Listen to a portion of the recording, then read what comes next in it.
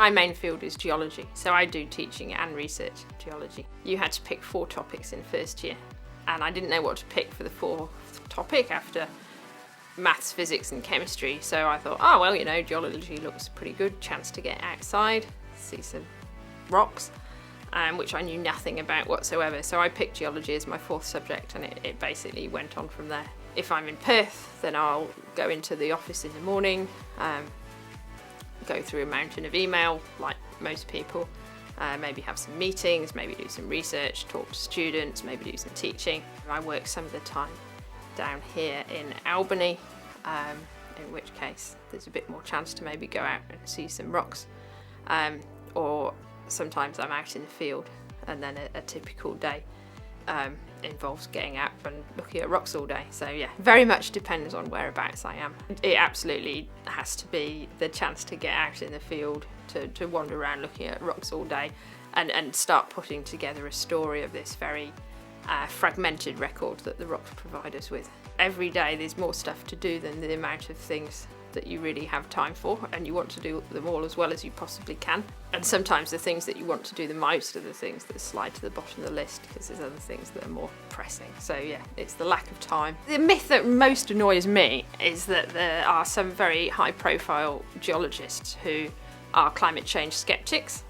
And so some people think that all geologists are climate change skeptics, and that really bugs me because the vast majority of geologists are very familiar with the concept of climate change and change through geological time, and they are well aware that the climate is changing much more quickly now than it ever has. So you look at like old stuff like human remains, and I have to say, no, that's an archaeologist, not a geologist. I look at rocks, and that's a little bit different to what an archaeologist does, who looks at the remains of people and their past histories.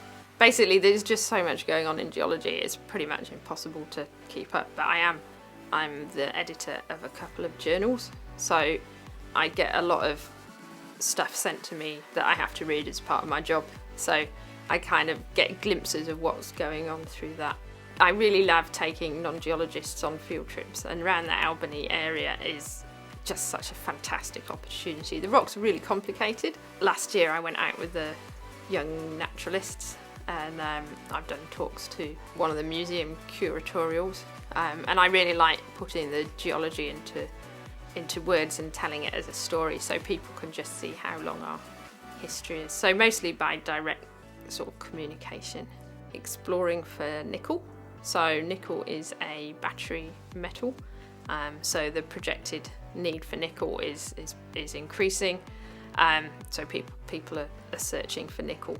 Oh, the waves, it's got to be the ocean, you know, like when you're just standing on the coast, just watching the waves crash against the shore and just seeing the spray fly up, and realizing that the rocks that you're standing on have been there for, well, they're over a billion years old. They might not have been on that ocean for a billion years, but realizing that you're standing on something so incredibly ancient and old, try and find something that you really love, and study it, because in the future we don't know what jobs there's going to be. The job market is changing so rapidly, so to pick a job that exists right now, because you think it might make money, or you think it might have other stuff that is going to be what you want to do, is maybe not the best idea, because that job could disappear in 10 years, 20 years, maybe even in a shorter time scale.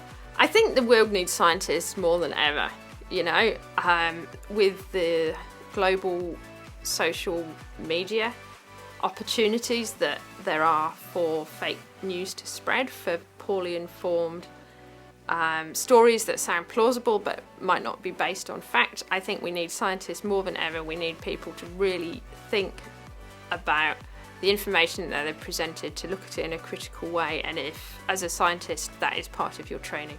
Scientists look at things, they say, okay, what backs that up? What lies behind this story?